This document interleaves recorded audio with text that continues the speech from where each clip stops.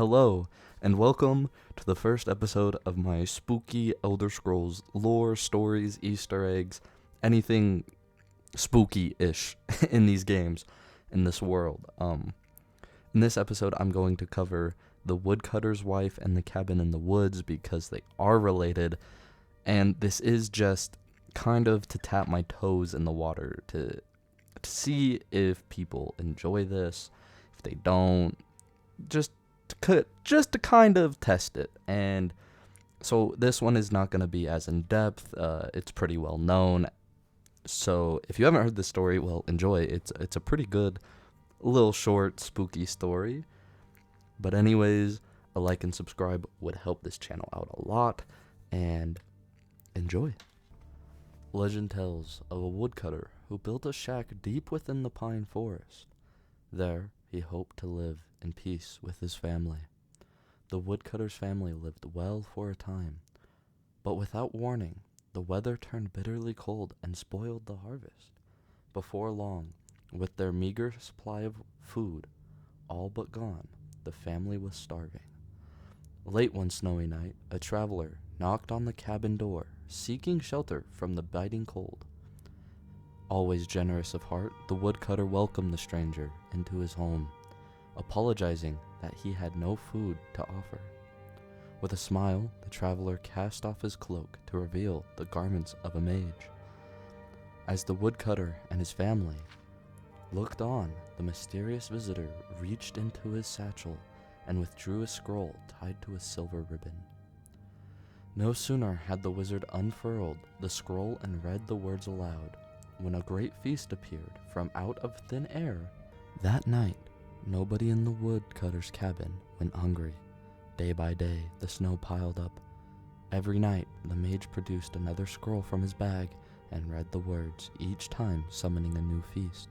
On the fifth night, the woodcutter's wife awoke her husband to confess her mistrust of their magical guess. Surely, she argued, there was some price to pay for the magical feasts that everyone enjoyed night after night.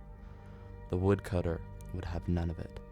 After nearly dying from the lack of food, his family was eating well. The divines had sent them a gift, he explained, and it was foolish to question their wisdom. But the woodcutter's wife would not be persuaded every night. She grew more fearful and more desperate. She was certain that the family had entered into a devil's bargain, and the time would soon come when the mage would ask for something unspeakable in return for his gifts. While everyone in the cabin slept, the woodcutter's wife snuck out of the bed and took her husband's axe in hand. She crept into the traveler's room and with one swing lopped off his head. Suddenly, the wizard's disembodied head woke. His eyes opened wide, and when he beheld his maimed body, he let forth a terrible cry. Awakened by the horrific scream, the woodcutter and his children rushed into the room and gasped at the terrible sight of the decapitated mage. With his last gasp of breath, the traveler laid fearful curse on the woodcutter's wife, and after her mortal death, she was damned to rise once again and walk the wood alone, only to burn at the rising sun. To this day, those who walk the pine forest late at night, the tales of a weeping woman glimpsed between the trees. She carries a bloody axe, the stories say, and is terrifying to behold. Late one night, a few seasons ago, a soldier was returning home after several bloody battles.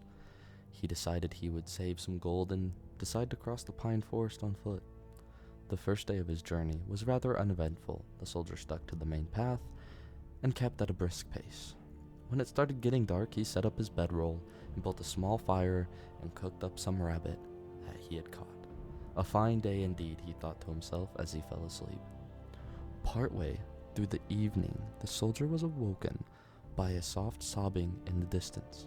He grabbed his sword, assuming it to be a bandit trick, but pretended to sleep so he could get the jump on them. After a few minutes, the sobbing started to move away from his camp until he could no longer hear it. For the rest of the night, slept with one eye open.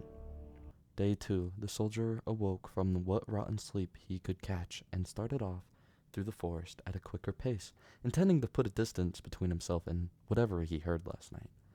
As the day went on, it began to rain heavy, so the soldier built him a little shelter from the evening so he could remain dry while he slept. It took him a little longer to fall asleep with the thoughts of the previous night fresh in his mind, but he eventually slept. This time, he awoke to sobbing that sounded like it was right outside his shelter. The soldier grabbed his sword and crawled out of the shelter. In front of the fire, he saw the back of a ghostly woman sobbing into her hands. The soldier mustered his courage and asked her what was wrong. No answer. He began to slowly approach. Before he could reach her, she turned and screamed at him. The ghostly woman raised an axe and began to run at the soldier, disappearing before she made contact. The soldier took off into the night with just his sword in hand. He ran until the first light of dawn, where he started down the road again as fast as he could. The third day was bright and sunny, but the soldier, rattled and sleepless, didn't even notice. He moved as fast as he could, trying to get through the forest before nightfall. As darkness began to fall, he saw a cabin just off the road and thought to himself it'd be a good place to bunker down for the night. After arriving at the cabin, he spent some time blocking the doors and windows. Nothing would get in. Despite his preparations, he could not sleep. He sat in what used to be the cabin's bedroom, staring at the barricaded door, shaking. Eventually, he could keep his eyes open no longer and fell asleep. This time, he awoke to the laugh on the other side of the barricaded door. It sounded like the woman from before, but he refused to believe it was her. The soldier burst through the barricaded door into the main room to find the ghostly woman from the night before, staring at the ground, laughing hysterically with axe in hand. He began to relentlessly attack the ghostly woman, but he could feel his strikes were less effective.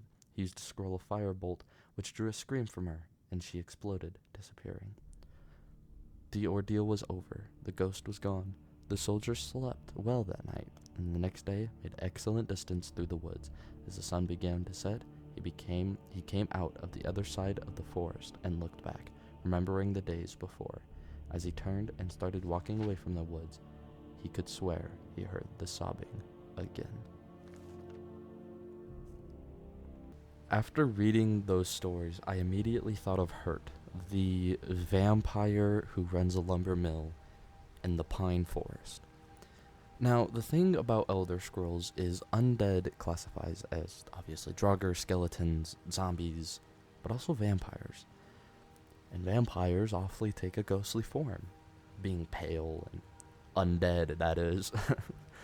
But I think it's just a little too convenient that she runs a lumber mill. You know, this is just speculation, and while I was researching this, I did find somebody in the community who also wrote this down and thought of Hurt. And I don't think I could think of another person who it might be, because one, it states as the sun would burn her up. What burns vampires? The sun. This is just speculation, it hasn't been confirmed or anything, and it could very well just be a coincidence, but it makes sense because she has plenty of victims to kill. I mean, people buying lumber, you're in you're in an isolated forest, like nobody's gonna hear them. So, I mean, it makes sense, and with all the bloody rags, I mean, she is a vampire.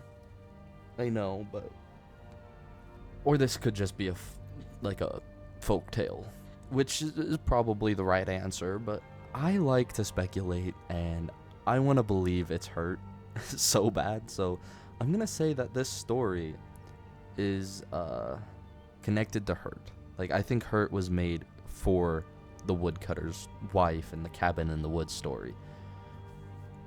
So, I mean, if you have other theories or just disagree with me completely, I would like to hear it. But I genuinely think that Hurt is the woodcutter's wife. I think it just makes the most sense. But yeah, that was the first episode of going over spooky lore. I wish I had more to say about this, but I genuinely think it's Hurt. Um, Hurt has to be like some sort of Easter egg for this story.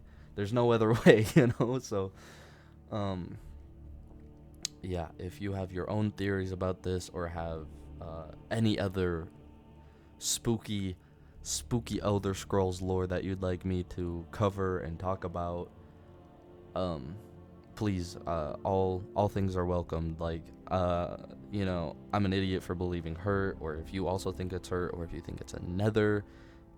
If you think it's another thing, I would like to hear it all. I decided to do this one first because it's short, sweet, a little bit scary and easy to talk about, and I just kind of wanted to see if, people would like it. I mean, I'm going to keep doing the ones that I want to do regardless, but if you guys have any other stories or like little Easter egg kind of things in the Elder Scrolls that you'd like me to cover, I would be happy to, and I'd love to have a discussion about some things. I don't know what I'm gonna do next. I have plethora of them. I just have to decide which one I want to do next. But anyways, I hope you guys enjoyed. Thank you so much for watching, and I will see you in the next video. Thanks, guys.